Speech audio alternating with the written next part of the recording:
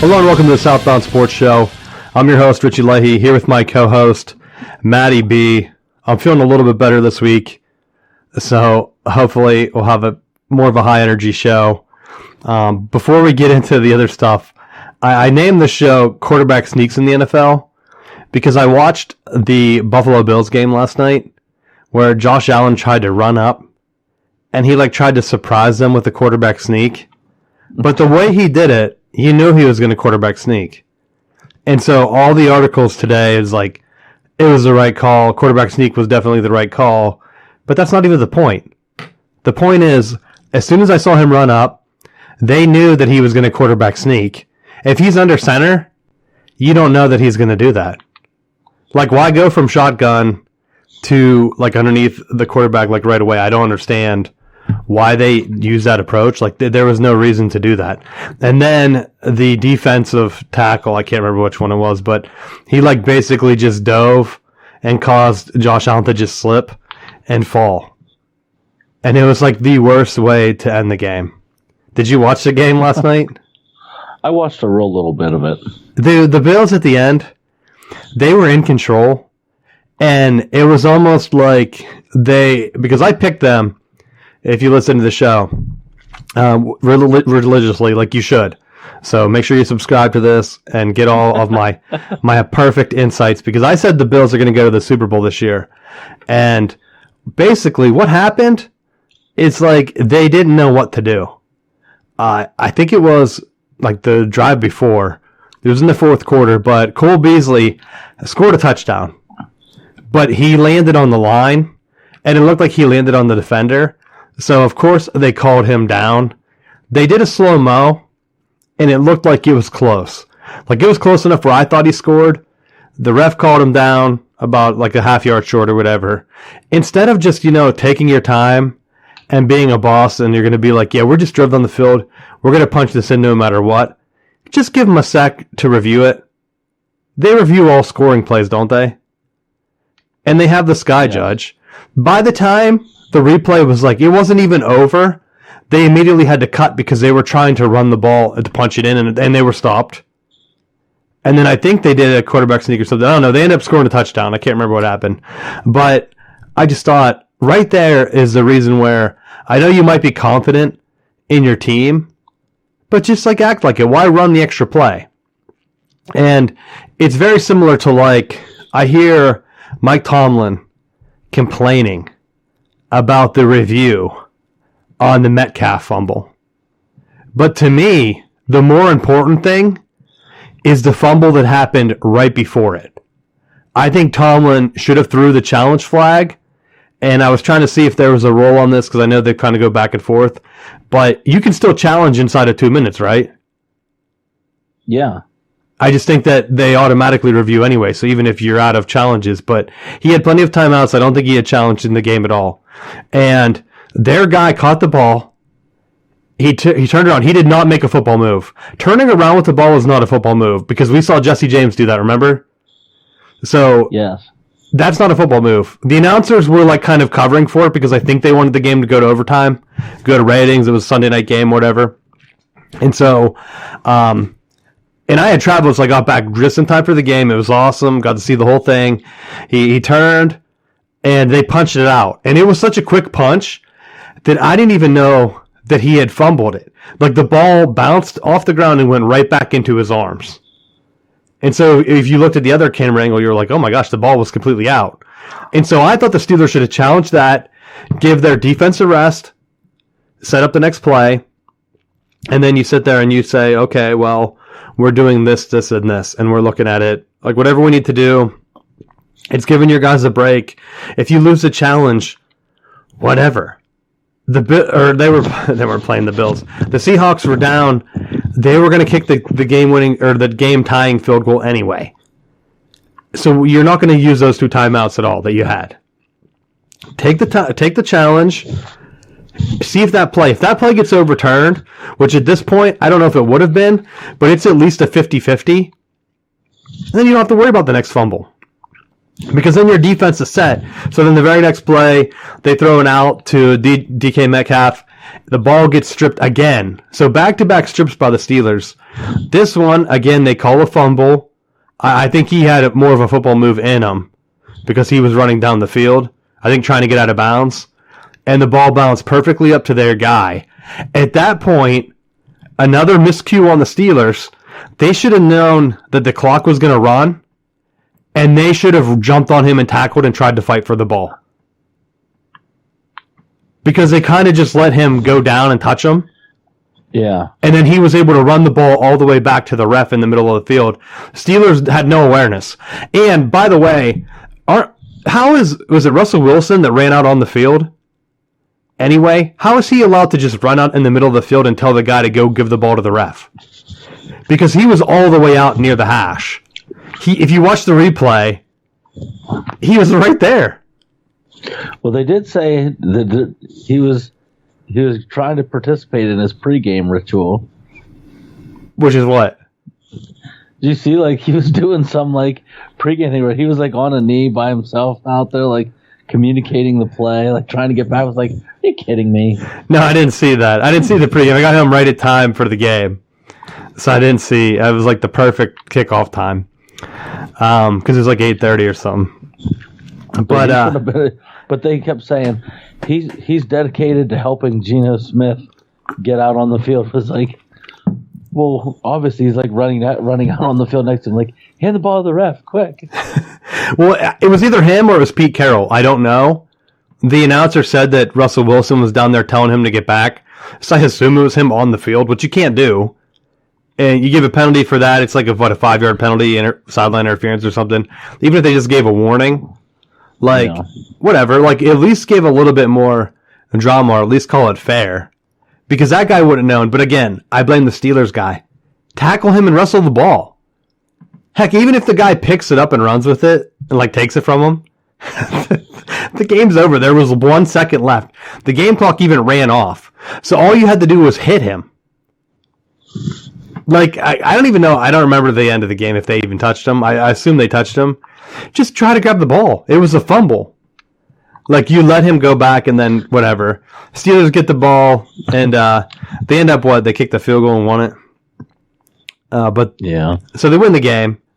Everyone's attacking Roethlisberger still, which I'm just not going to talk about anymore on the show.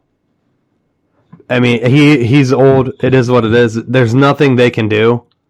They're not going to bring a guy in unless they're, like, actively auditioning for, like, an Aaron Rodgers. And so now there's rumors that the Steelers might start shopping around veterans like Joe Hayden and Ebron to just start to cut some of these salaries and get ready for, like, kind of a rebuild, which is just kind of like, I mean, I know the Seahawks are on their backup quarterback, but you went all in on Ben. You can just start cutting guys now. You're 500. They have the extra playoff team. What's the difference if you wait a year? Unless you're going to try to make a run at a guy like Aaron Rodgers or someone else in free agency. I mean, I don't know what else would be out there. But, like, the quarterback room must be bad. Ben Roethlisberger's only averaging, like, 5.5 yards a pass. It's, like, almost Drew Brees-esque. Well, wait a minute. Is Todd Haley still the offensive coordinator? Why? Why are you saying this? Because they still, like, they're still running all of the short underneath passing. Matt, that's all Ben. He can't throw the ball down the field anymore. They don't have a receiver that can stretch the field. So it's not Ben can't drive the ball down the field. It's he doesn't have a receiver. They all stink. That's true. I mean, I guess you could say that. But can he drive the ball down the field? His arm gets weaker and weaker every week. But you look at it, and there's 2 points. Number one, he doesn't have time to throw the ball. As soon as the play starts, he's getting hit, and guys are bouncing off of him. And then when he finally does have a chance to throw, 90% of the time it's dropped. Well, he can't catch it. He can just throw it. That's because Johnson's his best threat, and he also has the most drops. He has, like, stone hands out there. And he's probably, like, the only deep threat, right? And I guess Claypool could be that guy. No, he can't. He's injured. Well, all the guys are injured, Matt. No, don't even get me started because he's on my fantasy team. And it's like, as soon as you don't start him, then he goes off for 30 points. But then you play him, and it's like, no, I only want to catch 2 of 7 passes and just limp around the field. Well, speaking of fantasy, I have to apologize to my man, Derrick Henry. Remember, at the beginning of the year, after that poor Week 1 performance, I forgot his name. And I was like, why did I get tricked into getting this guy? Now, he's my whole team. McCaffrey goes out, and I'm like, oh my gosh, I got lucky. I lucked into him. So I'm going to put this on the show, Matt, right now. If Derrick Henry brings me home a championship, I'll be buying his jersey, and I'll be wearing it for at least a week straight, just like I did my Bo Jackson jersey. Write that down. Get me a championship, boy. I'm a game behind. I'm in second right now. I'm battling back. The ESPN prediction thing said that my team was so bad, we were going to finish 10th. I had 14 teams, not a 10-team league. So out of 14 teams, I was going to finish 10th. And now I'm like laughing because I'm winning. I'm winning with him. I should have lost the game last night. My guy I was going against had Emmanuel Sanders and their kicker, the Bills kicker. And there was one point where it looked like it was going to be a tie game. And I was losing. And I needed Derrick Henry to get a touchdown. I'm like, please get a touchdown. I might be able to pull this off, or at least it'll be a tie. He gets that second touchdown. And I'm like, all right, as long as Emmanuel Sanders doesn't catch a touchdown, which he almost did, by the way.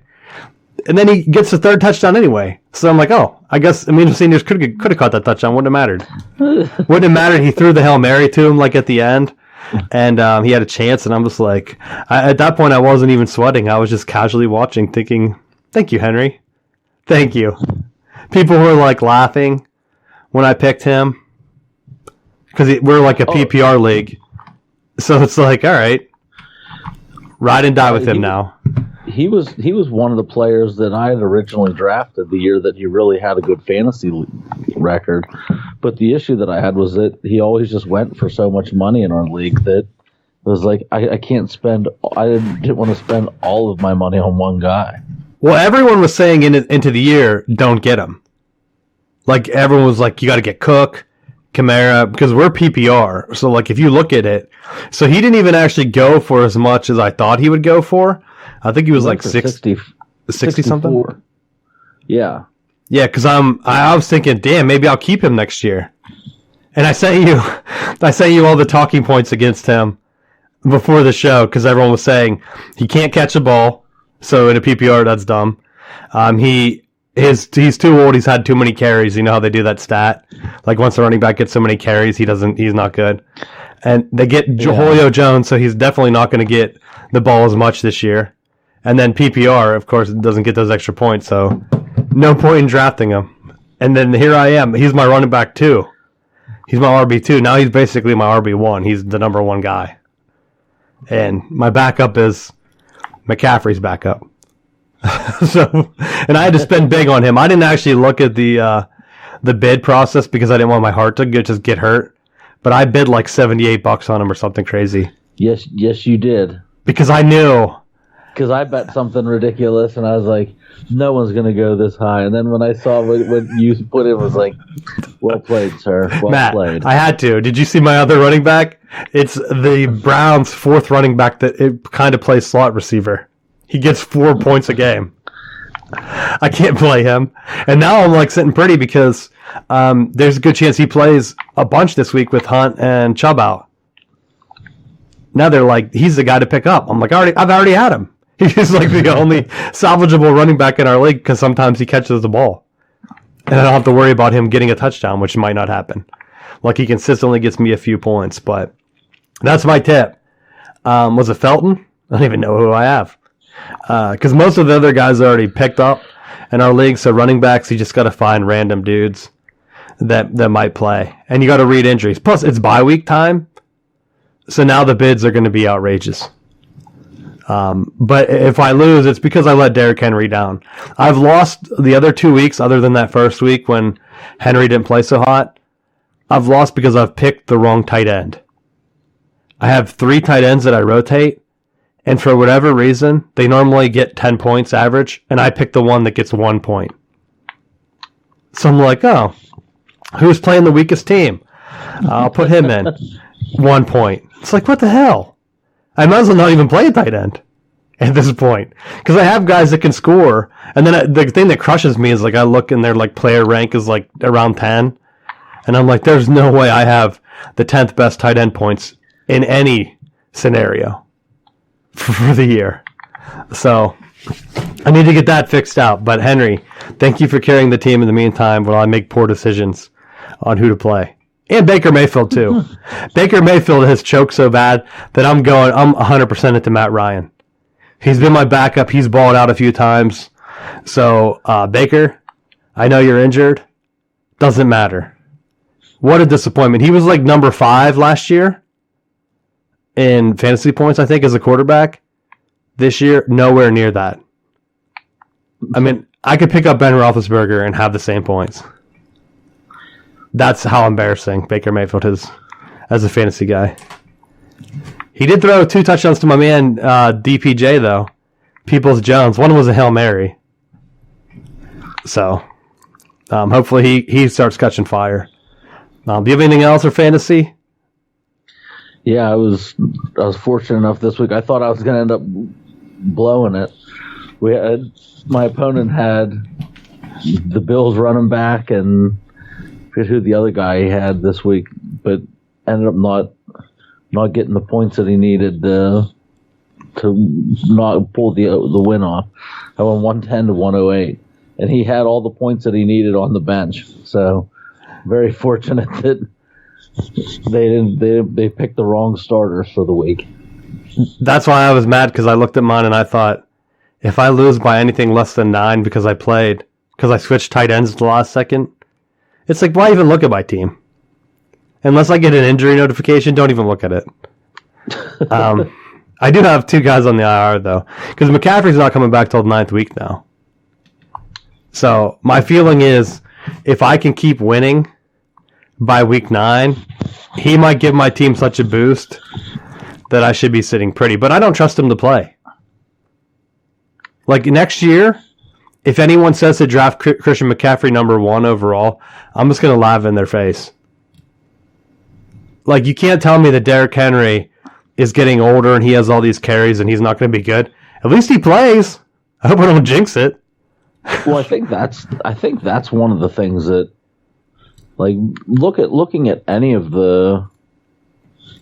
level, high school, college, professional, that if you can stay healthy, you got a shot. I mean, if I would have had, let's say I didn't get McCaffrey and I just decided to go like for Najee Harris and then get Josh Allen like I wanted, my team would be unstoppable right now. But because I made that joke of a decision, now I'm like sitting there that it's like, all right, just make the playoffs, baby. Somehow I could still win my division.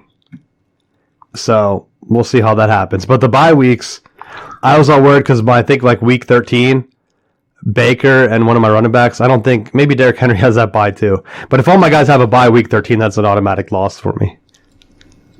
But maybe it's only 1. Maybe by that time I'll have locked up the playoffs, so it won't matter. That's my dream. I really don't have any other pickups. Some other tips this week. I know we've been doing a little bit of tips other than keep an eye out for what the Panthers are going to do, because I think Freeman, he's available in our league. He's been getting a lot of the third down reception stuff. He hasn't been catching a lot yet, but I think the Panthers are starting to lose a lot more. So he's starting to see, I think he played a third of the snaps last week. And until McCaffrey comes back, I think if they're playing from behind, he's going to be playing a lot more. Like, the Panthers have been losing teams to teams that they should be beating. And I don't know if it's all Sam Darnold or what. But if you're looking for a running back, that might be a guy to take a flyer on. Of course, like I already had the other guy. There's no way I'm trotting out 2 Panthers running backs. So I won't be bidding on that guy. I'll stick with Hubbard. And he gets me maybe 10 points a week. Any other tips you got? Nope. I know, I'm trying to think. Gronk was out. They're saying he might come back. Because O.J. Howard filled in nicely for him, and I saw that he was available. But that might not be someone to pick up if Gronk comes back.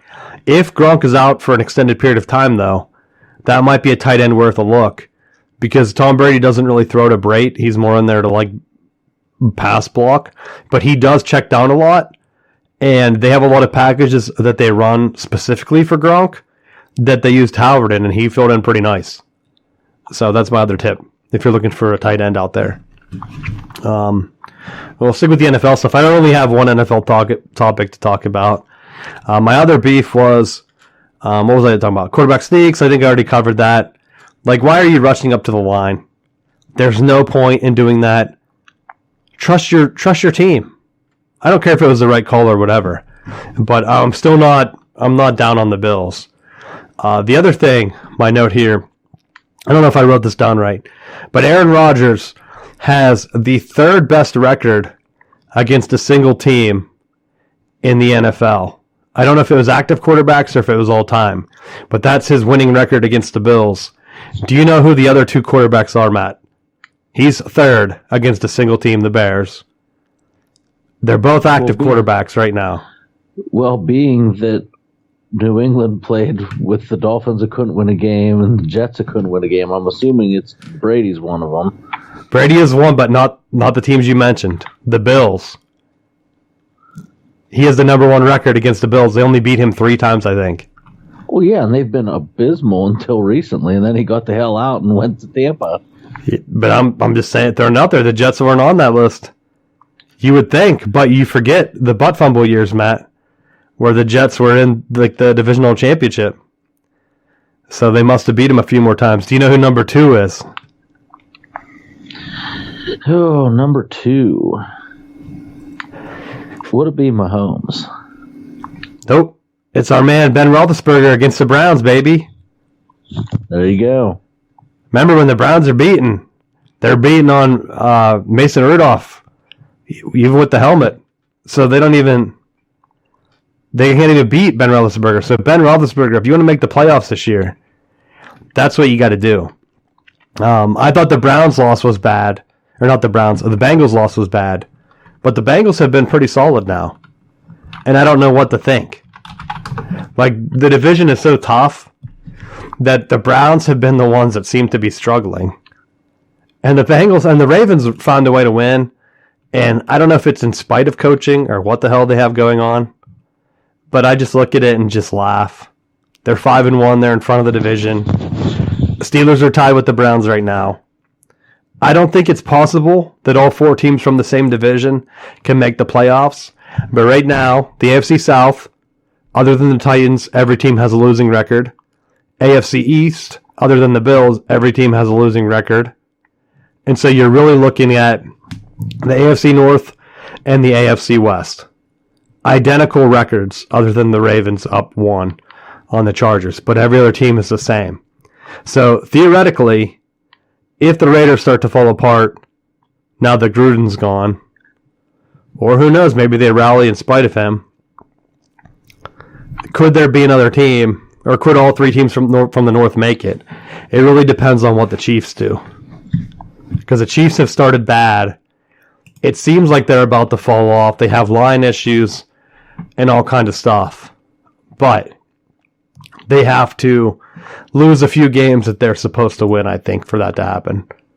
And I don't think the Steelers. I don't think the Steelers can keep winning with their schedule, and with Ben not throwing the ball down the field.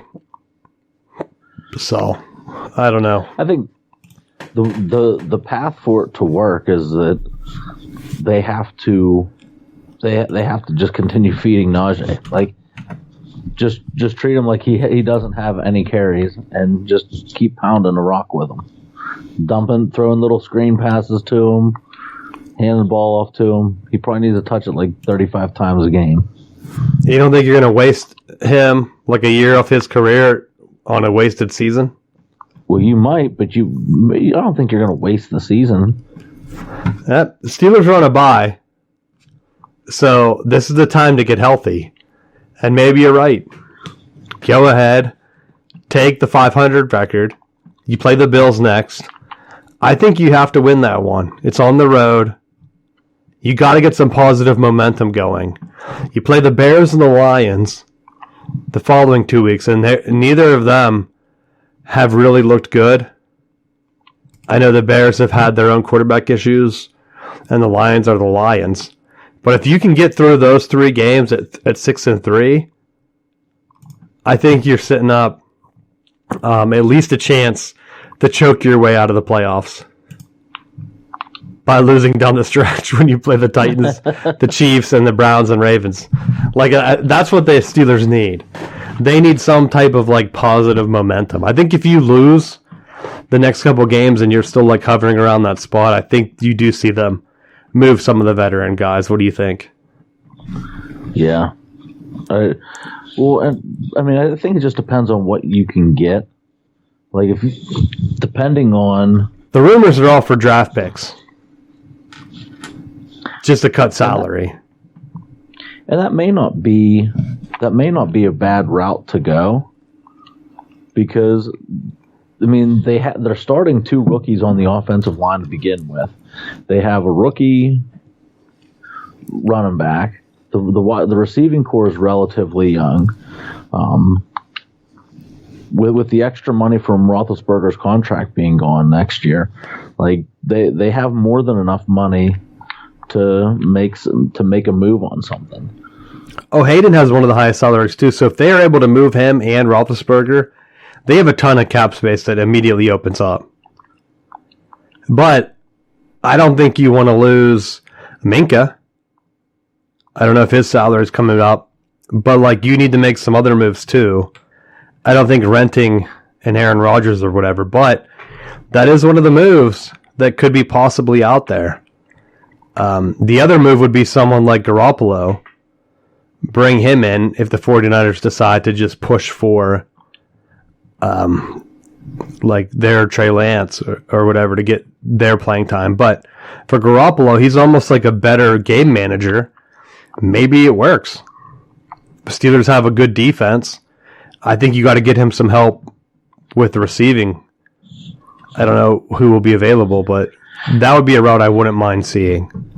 I just think that if you're rolling out Haskins and Rudolph for another year, you better be ready for some empty seats. So I don't think they're going to lose enough to get a good high, like a draft pick, unless like you hope like people were wanting them to get Rattler anyway.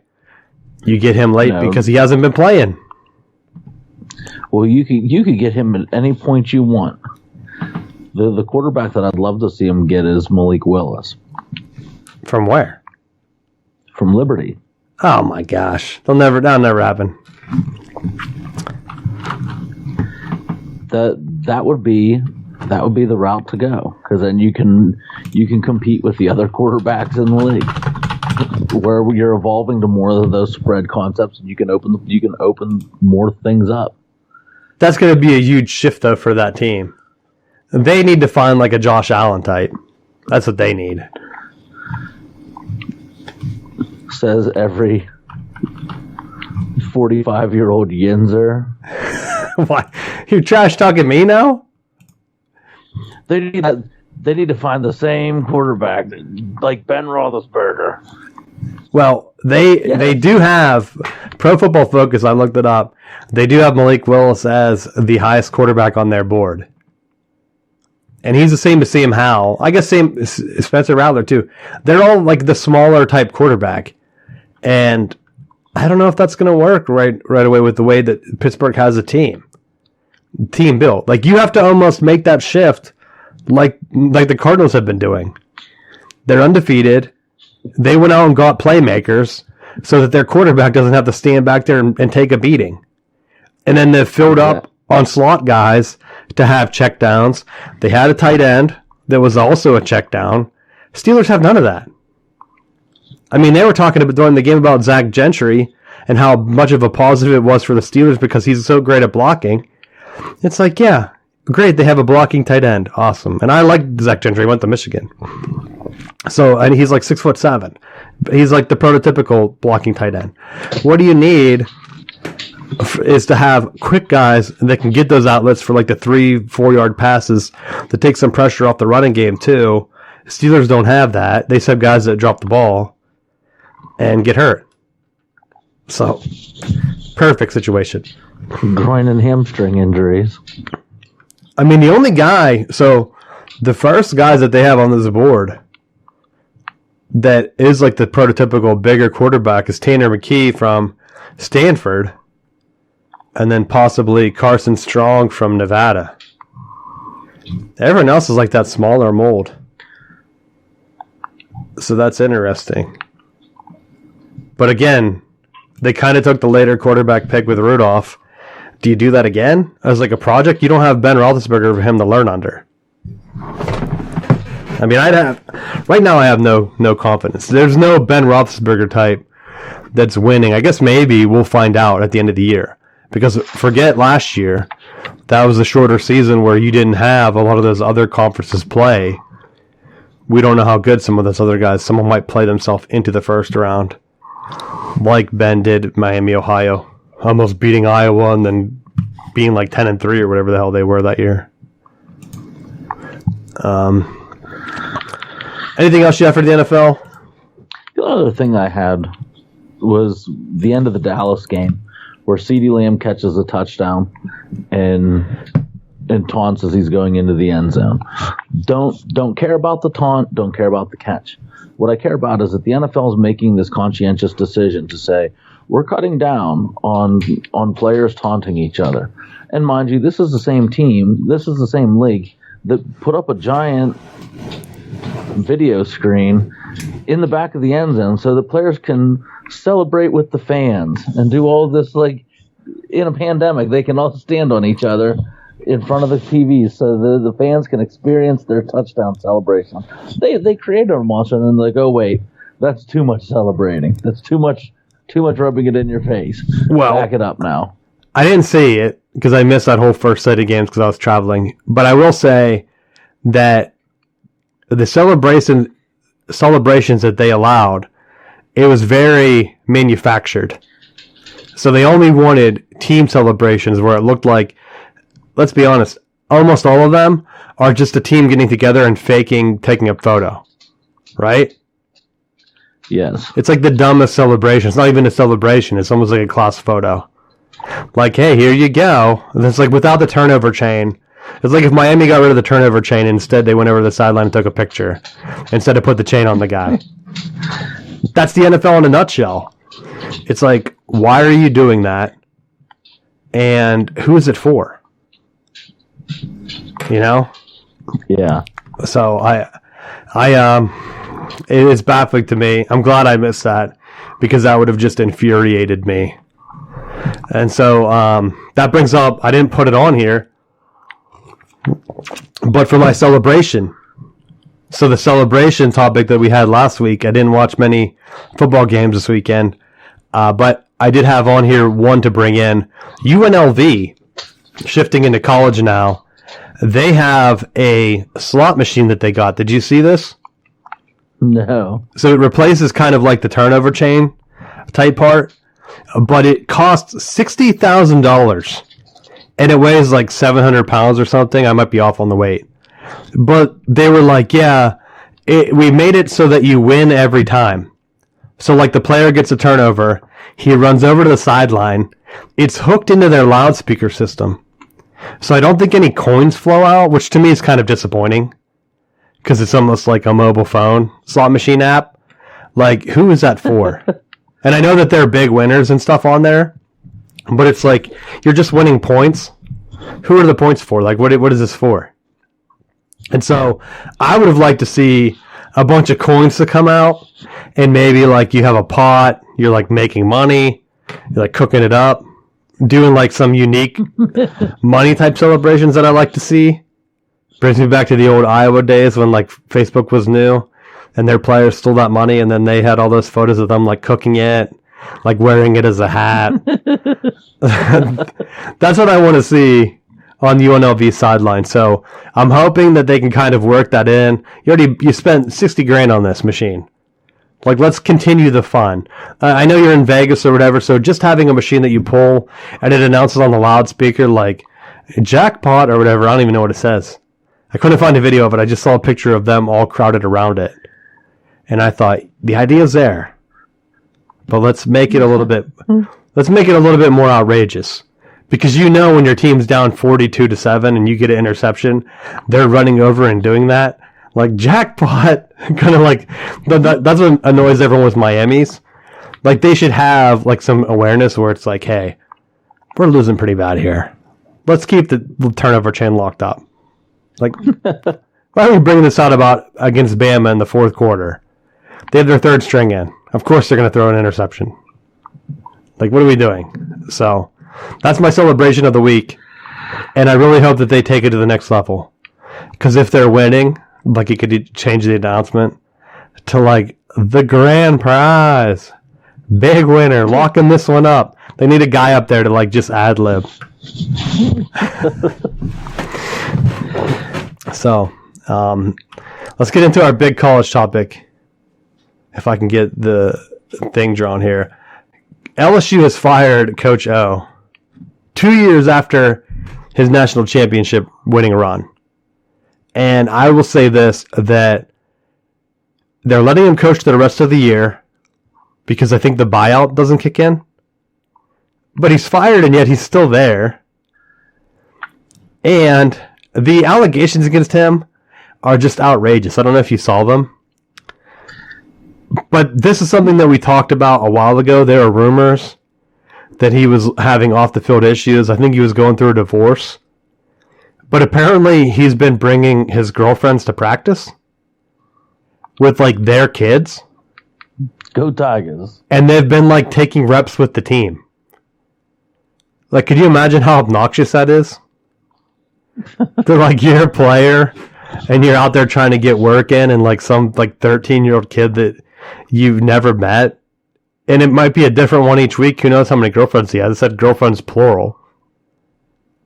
And it was, like, outrageous. There are a bunch of other allegations and points that they had documented because they've been looking into him for a while. So they're firing him kind of like with cause or whatever, letting him go and saying like it's not going to work out. And people are comparing him to Gene Chizik.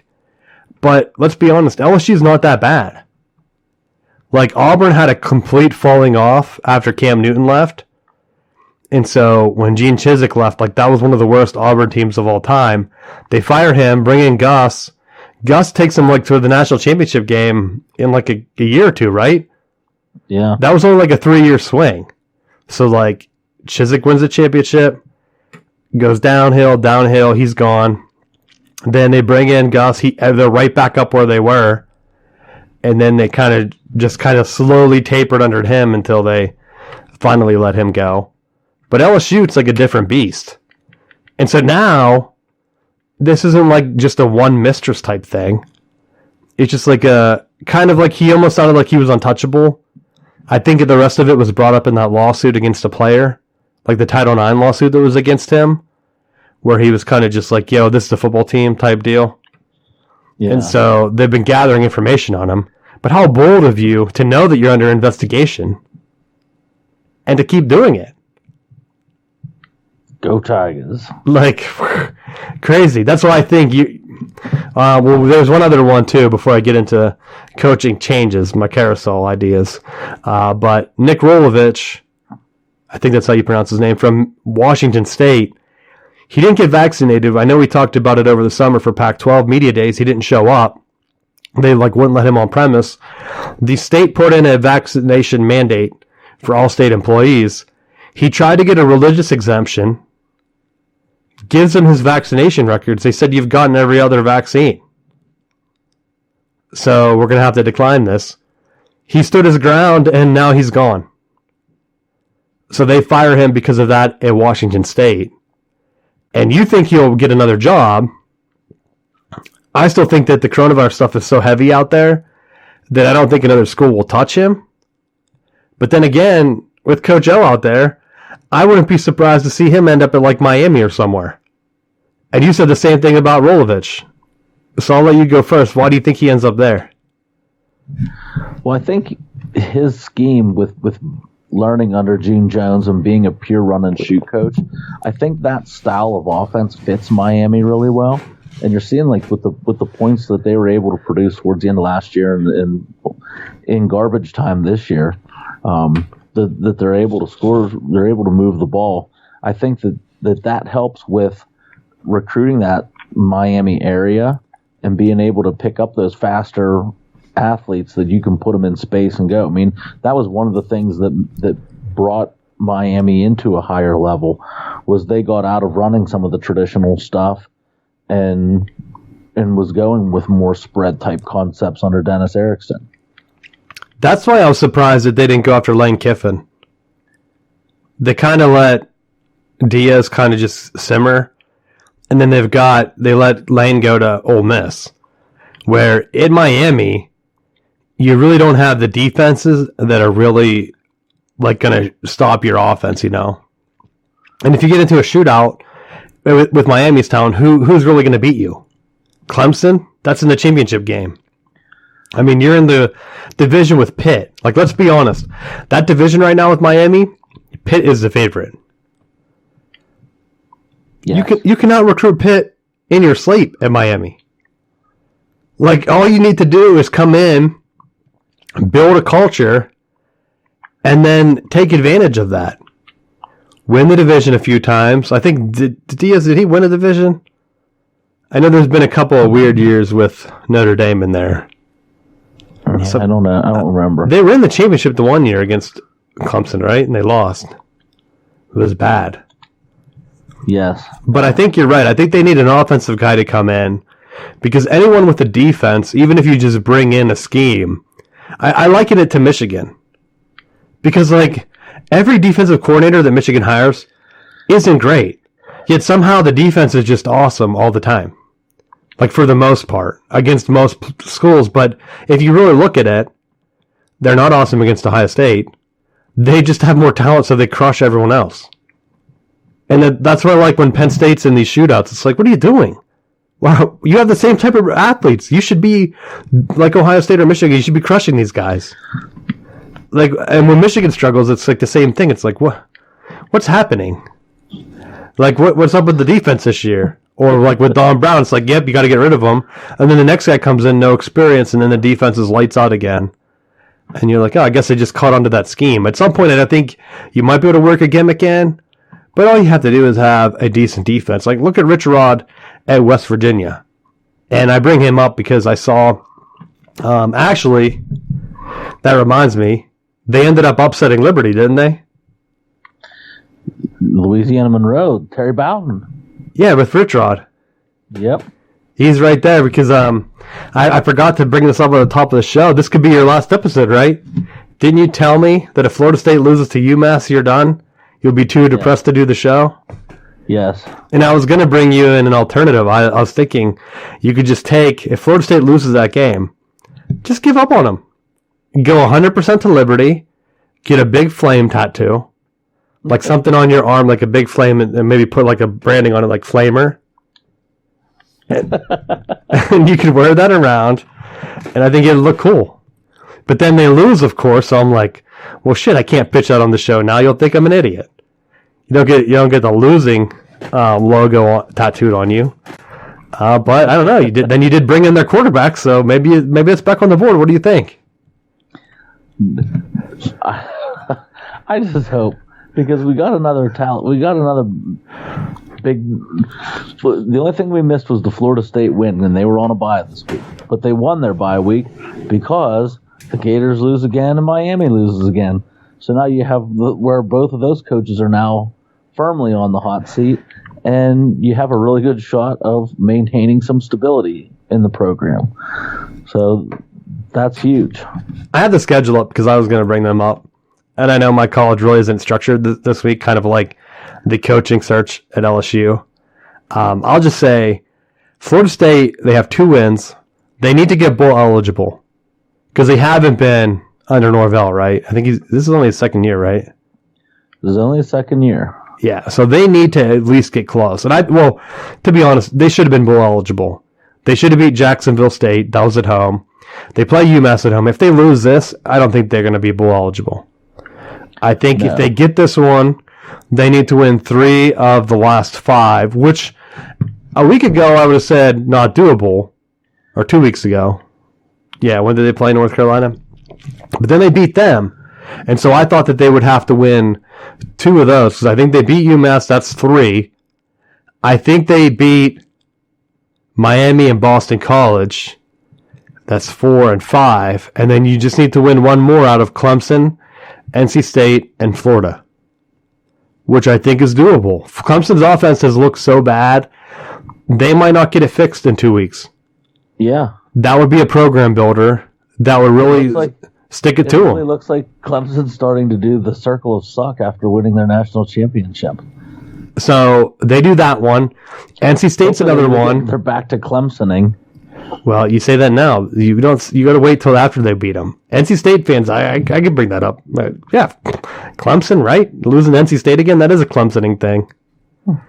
But NC State could easily lose to Florida State too. That one's at home. The Clemson game's on the road. I don't know if they can do that, although they did win North Carolina. North Carolina gets no fans in the stands, though, so that's kind of just like playing a scrimmage in high school at their stadium. But I'm not sold. Miami's choking. Boston College, NC State made them look like fools out there. So, Florida State has the same talent. They could just do the same thing on Boston College. And then Florida, also cratering. People are like, what's Dan Mullen doing? Should he be fired? It's like, all right, fire him. I thought he was doing pretty well a year ago. You hired the wrong coordinators, and then your team gets stuck. It's all because he threw a shoe. Yeah, the curse of the shoe. Maybe in 20 years we'll be talking about that. People will say, Florida used to be good. They're like Tennessee of our lifetime. Which Tennessee fans, throwing stuff on the field, hitting Lane Kiffin, crazy. They're arresting them. And it's it's hilarious because Lane's like, yeah, they're throwing stuff. They really weren't throwing very accurately. I didn't see the end of that game, but I just was like, why? Why are you doing that? He was like, I would have really been worried if they were actually able to hit me with stuff. And I mean, with Lane at Ole Miss, now he's been rumored at LSU, although so is Jimbo Fisher. Do you think Fisher goes there? I won't say no. He was rumored there at Florida State, though, right? He was. And then they still had Jameis, so he said, well, I mean, hold on, this kid's special. But that was the funniest thing, is that he would go through, when you compare his press conferences, they're identical to how things were when he was at Florida State. He right as he left for A&M, had a press conference, and he's like, I don't know how else to tell it to you. I'm not going anywhere. And then threw his Christmas tree out. Was like, yeah, I was going to say, he bought a Christmas tree, and then the next weekend it was on the curb. So he was already making his decision up. At A&M, but clearly he didn't make his decision up because he got his Christmas tree. If he was not thinking about it, he wouldn't have gotten a tree. So I'm not going to waste my time getting my Christmas tree. So he really did think about it for a while. That's true. I mean, but maybe that was just going through the motions. Maybe his kids got that, and he's like, I told you I'm moving. What are you getting this for? Why did you order that from Alexa? That's if he has, because I don't even know if he does. I know he was going through a divorce though too. So yeah, but I think it sounds the same, and he's been very him and his agent are very good at negotiating his contracts.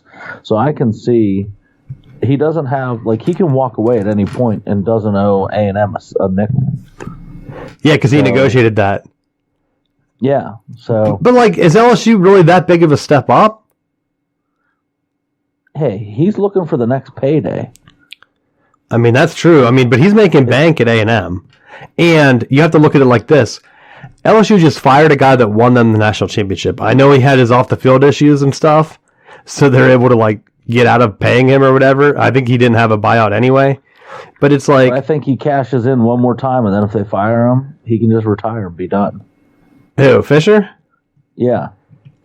Yeah, but I think, why not just keep that easy gig where you beat Alabama, you're, kind of set for a few years, go on a couple runs. They're not going to get rid of him. And then how do you know? You're not going to get, LSU has gotten lucky when they won the national championship. Joe Burrow played lights out. He's been playing good with the Bengals. Maybe that guy's just a generational talent. And very lucky for us that he went to LSU instead of sticking at Ohio State. Because then that would have been another championship for Urban. Who knows what happens there then? So, or maybe Urban would have been gone by then. That would have been the same year, wouldn't it have been? When his scandal. That would have been funny if they had a scandal and Joe Burrow was winning them the national championship.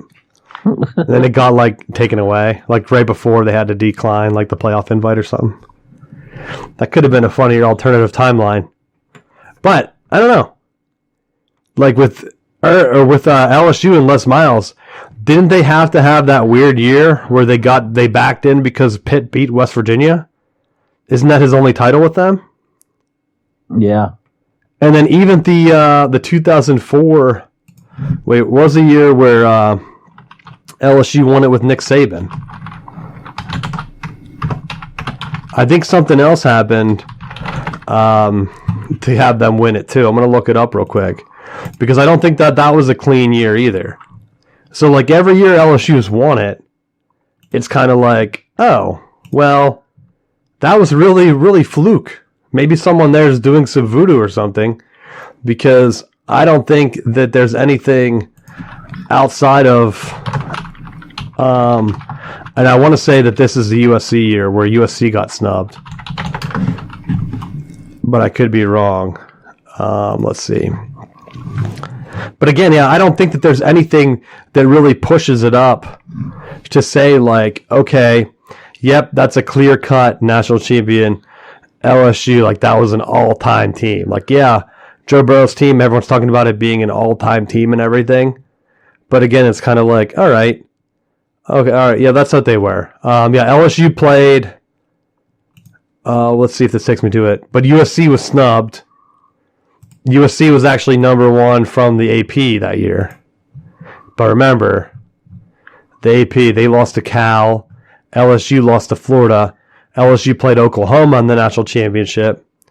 USC beat Michigan in the Rose Bowl. So then they were number one in the AP. LSU was number one in whatever. So, like, even with Nick Saban as your coach, you still don't have a clear national championship. I think that would have been a good year for the playoffs if that was Michigan versus USC and then LSU, Oklahoma for the other side. Like, that would have been pretty much, I think, when they were going for the 14 playoff, that's kind of the year they were looking at. A clear-cut playoff like that. But even then, it's not like LSU's putting together a Clemson undefeated year outside of that one Joe Burrow year. They fired that guy. So is that really a better job than A&M? I don't know. If you're paying more guaranteed money. Unless, I'm putting this out there, unless he's afraid of Oklahoma and Texas coming into the SEC. Because that might mess up some of the recruiting. But again, they haven't announced the divisions. But there's no way that A&M and LSU aren't in the same division. Unless they did a weird, like, upper division that's like Missouri, Oklahoma, Texas, Texas A&M. Like half of, or I guess if they did that pod, like the Big 12 pod. But if they went up and then did like Vanderbilt, Tennessee, someone else, and it was like a hook shape, maybe South Carolina and Kentucky or something like that. Like that would be the only way that LSU isn't in a division with A&M. So you're in the same division. Is it because LSU just looks their way, like looks away at shady stuff? I don't know. But that's my thing. People talk about the LSU job. Yeah, they've had their championships, but every single one, except for the last one, has been like a fluke championship. There's always a debate. So I don't think you can tell me that that's a better job than some of the other ones that are out there.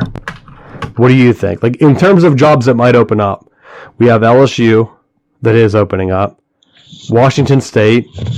What else do we have? USC. Like, is LSU a better job than USC? I want to say USC, of the ones that you're naming, USC is probably the one that's going to be able to have the most flash for potential. Like if you're taking LSU and you're already middle of the pack, now you're competing in the SEC. Like, you have to play Alabama and Georgia. Like, you're kind of in a no-win situation right now because Georgia's proving that they're at least in the mix. And so, only to choke it away later on. But that's why I would almost want clarification, and you're not going to get it now. But it's almost like if you're a big name out of the two, I think you easily take USC right now. Because even if something happens with the Pac-12 and they drop down, you still have a chance if you're undefeated USC to get in the playoffs. Or even one-loss USC. They're going to get in over most teams. But LSU, how are these divisions going to shake out? You're in a division with Alabama. Does that same division get Oklahoma and Texas? Is it going to be a shift where Alabama goes to Georgia's division and then you're going to be top dog with Oklahoma? Because then that's a little bit more advantageous to you, like I think. Because you're looking at Oklahoma, then you're like, I can beat Oklahoma.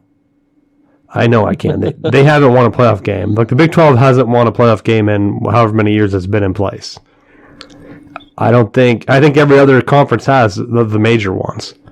Oregon beat Florida State. Ohio State won the Natty. Who else won? Oh, Clemson, of course, and then Alabama. Yeah, so the other four definitely have won. The only one that didn't win a national championship would be Oregon and the Pac-12, other than the Big 12. But the Big 12 hasn't won any game. You're just there. So putting Oklahoma in, is Oklahoma going to be undefeated? No. Not every year in the SEC. But I do want to know how they're putting those divisions together. Like, are you going to lose the Auburn and Alabama game because they go into the East? Or are you doing some weird pods? Because if you're in a pod, if you're them, and you're in a pod with Arkansas, Ole Miss, and Mississippi State, I would say that job looks pretty damn good. Right? One would think. I mean, the only other thing that might change is, like, let's say they don't put Arkansas in that, and then you get stuck with Missouri, then it looks even better. Like if Arkansas wants in a division with Oklahoma and Texas, but they probably don't. Arkansas probably looks at that Mississippi division with LSU, and they're like, oh, hell yeah, baby. Then you put, because I think that makes the most sense if that's what they're going to do. You put Texas, Oklahoma, Texas Tech, and Missouri. Then you have the LSU division with Arkansas, Mississippi State, and Ole Miss. You have Auburn, Alabama with Tennessee and Vanderbilt or Kentucky. I can't remember what the map looks like. Like whatever you're trying to do. And then maybe then the Eastern one has like Kentucky or whatever team you don't put in there. Maybe Vanderbilt, South Carolina, Georgia, and Florida. I think that's the most balanced way to do it, which means they're not going to do that. You just have to decide, how are you going to pick a championship? Are you going to have a 2-week SEC championship where you have the two divisions play each other and it rotates every year? I don't know. They're kind of just making it up. They'll be the first conference that has to figure it out. Yeah, I don't know. Because I don't know. It won't make sense. It won't make sense, and it'll be dumb. And then it's going to kind of like mess up their playoffs, and then they're going to immediately change it, I think. Because like if you do the pods and you have a 7-game schedule, you play all 4 teams from another pod, and then you play another 3. Then you don't need the 2 playoff games for the SEC championship. You just have the winner of that division. Like you just have rotating divisions each year. So one year LSU's in the division with Oklahoma and Texas. Next year they're in it with Alabama and Auburn. And then the following year they're in it with Georgia and Florida, which I think would help a whole hell of a lot with recruiting. And it would get rid of all of the crap that the Big Ten and the ACC have right now. Where it's like, oh yeah, Clemson's division, whoever wins Clemson and Florida State's division, they're going to be the champ. Or whoever wins the Big Ten East, they're going to be the champ no matter what. If you have like a weird rotating pod system, then you can have all kind of championship matchups that I think would be better. It just comes down to, are you going to break those rivalries off? Because like if Tennessee and or actually, I'm trying to think of which ones want to be in the same pod. If like LSU and Alabama aren't in the same pod, they're only going to play each other every 3 years. Like, is that good enough to keep doing that? I don't know. I know I'm going kind of long. I had Purdue upsetting Iowa, which Purdue now has the most upsets of any team, like that in the top like 1 or 2, which is crazy. They just upset Urban Meyer a few years ago with the number 2 Ohio State team. They take down Iowa. It pretty much blows up my 2 Big Ten teams in the playoffs, but not really. Because I saw an article where they made a typo, and they said for it to happen, the Michigan State winner would be the team in the Big Ten championship, but they would pick up that first loss in the championship game, and so they're not going to get voted immediately into the playoffs. But I think the opposite. If Michigan loses, or Michigan State loses to like Ohio State in like the 1st of November, Ohio State plays in the Big Ten championship. Then you have Michigan State with only 1 loss, and they just beat Penn State to end the season. They're going to be right there. If Cincinnati slips up, do you put Cincinnati in, who has a weaker schedule, or does Michigan State get that nod?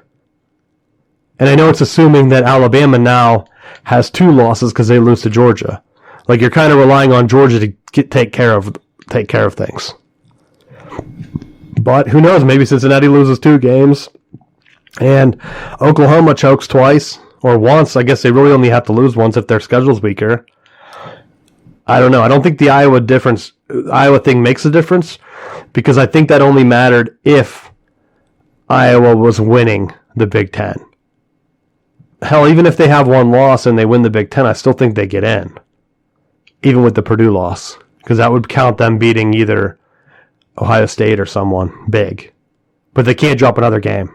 So that's my thing. And I wanted to kind of skip to the expansion thing because I was talking about SEC stuff. But now the ACC, they're going to expand. They're bringing in medium markets. So they're basically doing what ESPN was kind of pushing conferences to do last time. And they're adding big cities. They're adding Charlotte, FAU, to get the Florida market again after losing UCF. They're adding North Texas, which I think is in a big market, Rice, UAB, and then UTSA, San Antonio, which is big. And San Antonio's undefeated right now, I think. Because I think I texted you that I wanted that to be Michigan's matchup in the New Year's Six Bowl. Like, give them a smaller school that's undefeated that they can win with pride. I don't want to see an Alabama matchup again. That's just a loss that hurts me.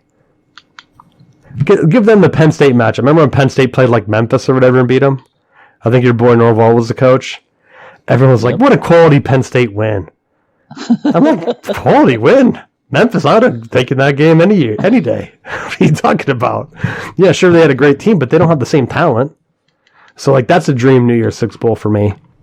You don't have to really relax. And then if your team does get upset, then everyone's just kind of like, oh, hey, that team was legit, you know? But other than this, I don't know. I think it really just affects Liberty. What do you think of this realignment stuff? I think it just depends on where they fall at and who's willing to bring you in, because like a school like I feel like Liberty and Coastal Carolina, because they're in that conference together, that they would all like that they would be 2 schools that could be enticing to someone. But isn't also Liberty independent in football though? Yeah, for football they are, but I was thinking for some of the other sports. Yeah. But I don't think they're going to get that exemption like Notre Dame. Like Notre Dame can kind of bypass whatever. Like, well, we'll play this sport here and then that sport there, and but whatever. BYU had it, and I know that BYU ended up losing to Baylor this past weekend. But let's say if Baylor or BYU had gone undefeated this year, they would have 100% been in the playoffs. And I had said that earlier. Like, you can schedule yourself into a Notre Dame scenario. You just can't lose. you're not going to get the one game loss Notre Dame bump. So like Liberty can't lose to Syracuse. They can't lose to ULM. They need to go undefeated, and then they can have that discussion. So, but I think they could pull it off. I don't think they need a conference. What do you think? Don't necessarily need a conference, but I think it definitely helps. I think if they want to do one, now with BYU losing, I think whatever conference, because even if they can get a smaller one that's kind of like alignment, like leftovers, see what Navy's doing, see what Army's doing, and try to get into a conference with them, because I think any conference that has the academies, I think there's still a soft spot from the media to have them be successful. That if you're able to bring them in, and then you're playing a championship game against them, I think that's going to bump you up compared to if you're just in a bunch of A-Sun type schools. No offense to them, but you know how it is. I think the tough thing is like when you look at what some of those service academies are. Those are tough. Like we joked about it on here before when Michigan played them. Like, why would you purposefully schedule one of those teams? Because you know they're going to play tough.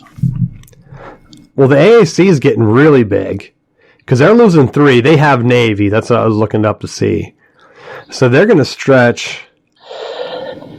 I mean, Charlotte makes sense because East Carolina's already in that conference, but they're really going to stretch with SMU all the way back to FAU, I guess South Florida. People were just making it seem like they were just filling markets, but I think this actually makes more sense. And I could see Liberty wanting to join, but I think they're going to be at the same problem where they're adding, what do they have right now? They have 10, 11? I guess they have 11, so they have a weird number. So this will be -3. They're at 8. So they have 14, if I'm doing the counting right. So you're at 14, and everyone loves when you count on a podcast silently. You have 14, though. You add Liberty, and what was the other one that they had speculated? To get to 16. It just says, and one other. Thanks. But maybe get Army in there. Then I think you're bringing in traditional rivalries, and you at least have that area where you're in Charlotte, you're in East Carolina, you're right there in Virginia with Liberty. You can start building some regional rivalries again and really try to get to there where the Big 12 doesn't really have that. Now that they're spread out, try to do a challenge with them. See what happens. I don't think the new Big 12 would be as dominant as what people think. I'd put money on that. That could be a stepping stone for Liberty. Because like UCF, you're the only team in Florida. You think recruits are going to go to UCF to play Big 12 schools that don't include Texas or Oklahoma? Like, hey, you can come see us play Kansas. You can see us play TCU. Recruits are going to be like, no. But Iowa State's on the schedule. They're like, yeah, okay. All right, cool. Yeah, Baylor too. We got it. We're not interested. Like, I purposely left out West Virginia because I still have hopes for them getting to the ACC or something where I want to see them play. But that schedule with them, yikes. That can't sell a lot of tickets. Yikes. I don't know if that conference would be better for the AAC. Now I'm kind of pulling for it. Maybe get, like you said, get Liberty in there. East Carolina. East Carolina's not far from me. I could get season tickets, go over to a few games. Who else do they play in there? But like you're right, the 16th team. Did they go Coastal Carolina? Then you're really in the region. Do you try to pull someone like App State, though? They have more clout than anyone else is out there. They don't have a media market, though. But if they're already going Charlotte, they're not going to go App State. Yeah, but why not? That's the one thing like the Big 12 and some of these other conferences don't have. They don't have the rivalries. You got to build them. I think if you put Liberty in there, I think you try to manufacture an East Carolina Liberty rivalry. You bring in App State, you try to get that rivalry going with Charlotte. You have FAU, you try to get them into a rivalry with South Florida. You bring in maybe Navy or whatever they're trying to do. Get Navy and Army, that big rivalry inside the conference. Like, why not? I think that sells tickets, man. And then whenever that rivalry is then flooding into other rivalries, then you have everyone wanting to be rivals with the top dog. Look at like Michigan. Like they're playing Northwestern this week for another trophy that was just created. Like Northwestern wanted Michigan to be their rivalry game so bad that they were like, hey, we know you have like 3 or 4 trophies you play for already. Well, how about another one? And Michigan's like, are you serious? We get everyone's best shot. That's what App State or Liberty could do. Hey, that's great. And Northwestern's like, we can win another trophy because we can't win a conference championship. Win all the trophies, Matt. Doesn't matter. What's the difference if you have? You can only get 1 trophy per year in a conference championship, but if you have 4 other trophies, then your trophy case is pretty damn full. That's what I'm saying out there.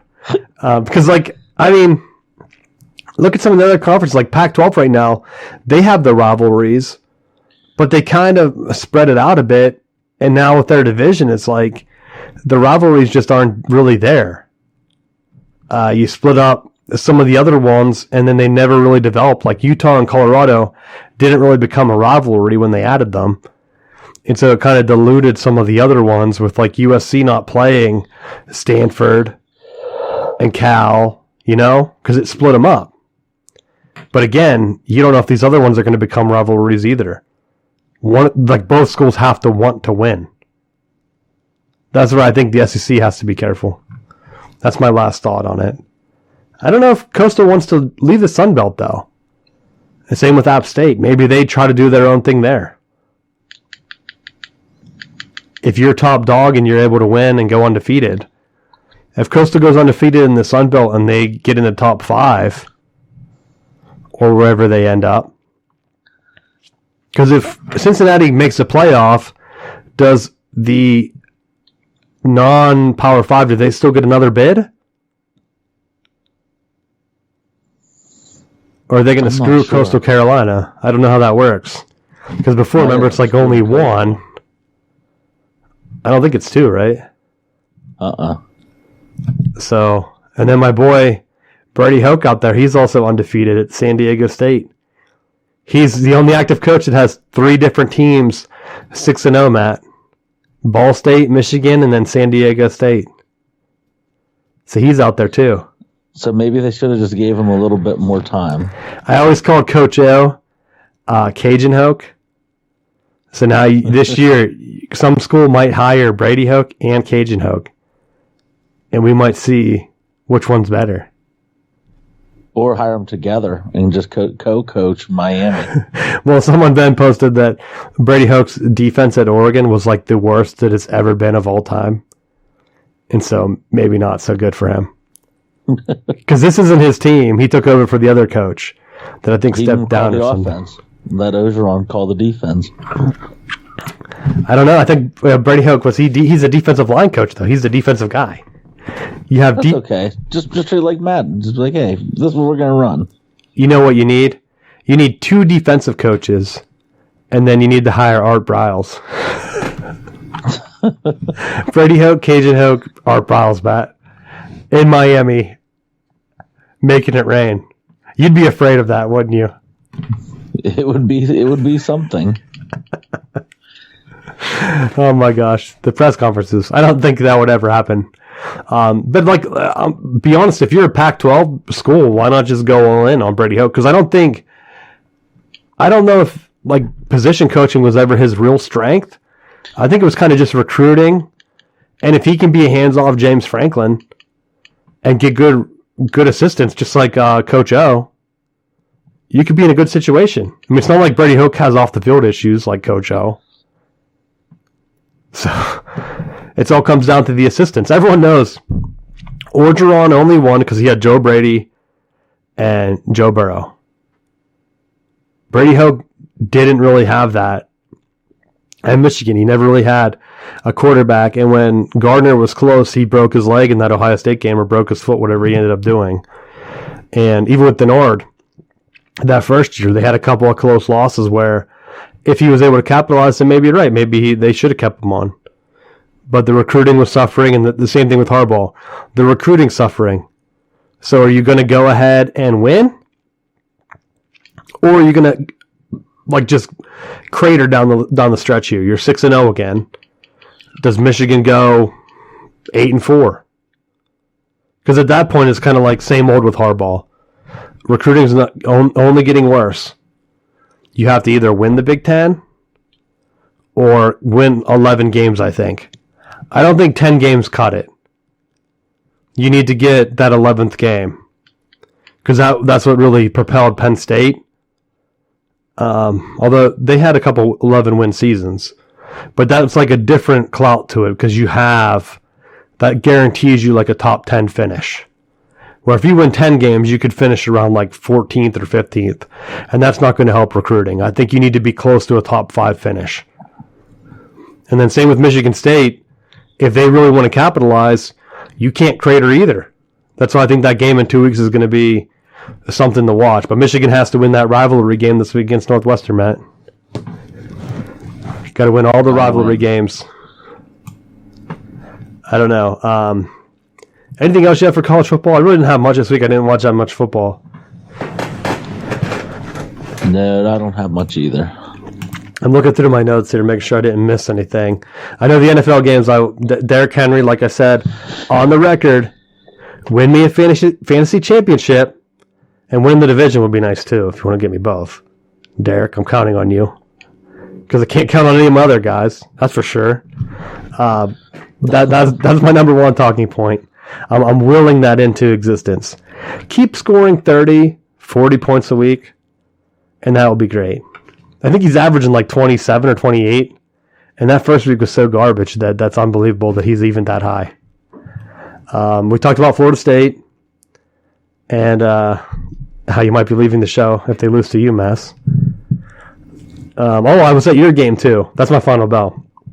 So I went to your game, and I thought I was going to bring some good luck to you. And you brought the opposite. Didn't happen. And I do want to say this, though. I was taking some notes of crowd responses, and some of the coaches are just ridiculous. Because there was one, or they're not coaches, but bleacher coaches or whatever. Because you ran a screen pass that was set up perfectly to your wide receiver, almost like those old slip screens that Rich Rod used to run with the receiver coming in. And your guy caught the ball and fell untouched. He easily picked up the first down. It was like 3rd and 10 or something like that. And some guy yells, "Should have just ran a dive again, coach. Same result." And I thought, same result? What are you talking about? 3rd and 1, because it was making it seem like you always run dives with the middle for like a 1-yard gains. But I was like, yeah, but that play was perfect. The guy fell. Like, was that guy's kid? Like, hey, how about your kid doesn't slip down? Like, of course, it's high school, so you can't, yell at people like that. But it almost makes you wonder, obviously that guy didn't know that kid.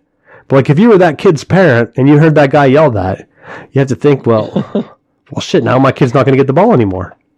Because this jackass is talking about him. Or you just preface it like my dad does when he goes to games, just says, before you do anything stupid, know that I'm the coach's dad.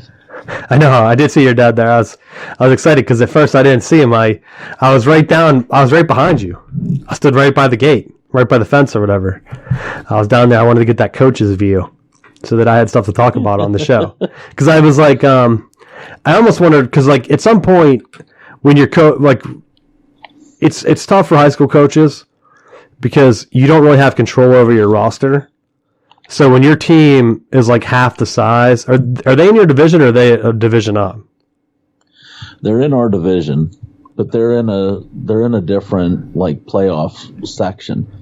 Okay, because I knew they're District 5 and they'd be on the opposite side of the bracket. Okay, that's what I wasn't sure because I did know when you're outmatched, it's almost like you have to have I don't want to say a different scheme, but like you almost have to kind of plan it where you're not going to block these guys. They're high schoolers. It's not like you can recruit and say like, all right, well, I'm going to turn this team around in 3 years once I get my guys in there, and then you're going to recruit your style of guys. In high school, you kind of have to change your scheme based on who you have. Yes. And so like seeing some of the guys where it's like, and I was wondering because I watch your team play all the time, so seeing some games where your blocking's working perfect, and then seeing this where it's like you have no time to do anything because the offensive lines are getting pushed around. It's almost like, do you just shift to more of a screen-based offense, quick passing, but then you're wasting how much practice time putting that in for what, 1, maybe 2 weeks? Yeah. Because you don't always play teams that are from your group or your size. And whenever you play teams that are just overmatched, it's almost like, because I think that's what a lot of the parents were like, well, it seemed like we were closer this year than before or whatever. And then some of the other ones were like, well, I'm already excited with the results this year. Any other ones we get are going to be gravy because we know we have a tough stretch coming up. Yeah. And to be honest, this was one of those frustrating weeks where on film you watch certain stuff and you're like, if we make like without completely wholesale changing the offense or putting in a bunch of new stuff, you're like just taking what we already have and just making some adjustments to it. This is what we can do to have some success. And like you practice it and like in theory and on paper it works perfectly, but then you get in the game and you just have high school kids, and sometimes they just have an off night, and that was a terrible night to have an off night. I know, and that's what stinks. And at least you're in the playoffs, so you have that to look forward to. And I think that's one of the main things, like in high school, the way it's set up. You can make the playoffs, then you're in a good position to go from there, and then hopefully build success from that. Because if you build some playoff success, you can get more excitement with the kids. That's really the only way that you can maybe increase team participation, is if the school has a positive vibe around the football team. But again, we talk about it all the time. You have to fight all the negative talk about like, hey, do this, don't do this. Hey, we have a new video game club. Hey, we have all this other stuff. Because that was my other thing. Do you have anything else on your high school team? No. So I forgot to mention this last week while I was sick anyway, but college football, they revamped. I think it's called revamp. I kept typing in the wrong thing, so I'm thinking I got it right. They revamped the 2014 NCAA football. So if you have a copy, I sold my PlayStation, but I still had a copy for the PS3. And so I was able to run it using the PS3 emulator, download the new rosters, and it's so much better. It runs so much better than like, and I'm not comparing it to the original game. I'm saying compared to like Madden this year. Because I was playing a game of Madden before I did the show tonight, and James Conner, because I'm playing the last year's version, he just continuously like makes cuts for no reason. It's like, what are you doing? Why are you doing all these flashy cuts for a 1-yard loss when all you need to do is give me the first down, you idiot? And so then I go back to 2014 NCAA, which was my jam, because if you remember, that's whenever you could finally run like Wildcat. And I would just play with Clemson, and I would have my wide receiver be my quarterback. Sammy Watkins, someone might know that guy. And I was unstoppable that year. I didn't even have to pass. He could pass the ball like decently on like quick hits or whatever. But with the way the Wildcat was run, it's unstoppable. And so now you have that version with updated graphics and some of the controls. Like, dude, I played Ohio State and I barely won because I missed a shit ton of field goals. Like the Madden uses like the press the button when it goes up, press it when it goes down. That old NCAA game used like the right stick flick, or to like flick it. And I'm like, maybe they made some changes to the field goal motions, but I couldn't make a thing. And then finally, they did like the, I forgot that at the end of the game, they have like the ice thing where their coach called a timeout to ice me. And then it made the field goal at the end like super slow. I was able to punch it right through. I was like, thank you for icing me, coach. You didn't see me miss 6 other field goals or whatever it was. Like, ridiculous. Because they have like Ohio State rated 99. So obviously they need to update those because they lost to Oregon. Clearly, they're not 99 power. But I was still able to beat them. So in my first game back on whatever All-American, All-Mad, or Heisman, I don't know what their highest setting thing was, but if you're into that kind of stuff, or you still have one, I think you can install it on the Xbox 360 or the PS3. So if you have that laying around, download that update onto your I think it was like the SD card or something. I can't remember. Maybe a USB drive, and you can copy it over. So check that out. That's my final bell that I have for this week. You have anything else, Matt? No doubt. Just thank you for supporting the show, and make sure you're subscribing and checking out the website. Yep, definitely keep you supporting the show. We enjoy the support. I know there's been some crazy interactions with the Gruden stuff last week, but we keep reaching out. We appreciate it, and we'll see you next week.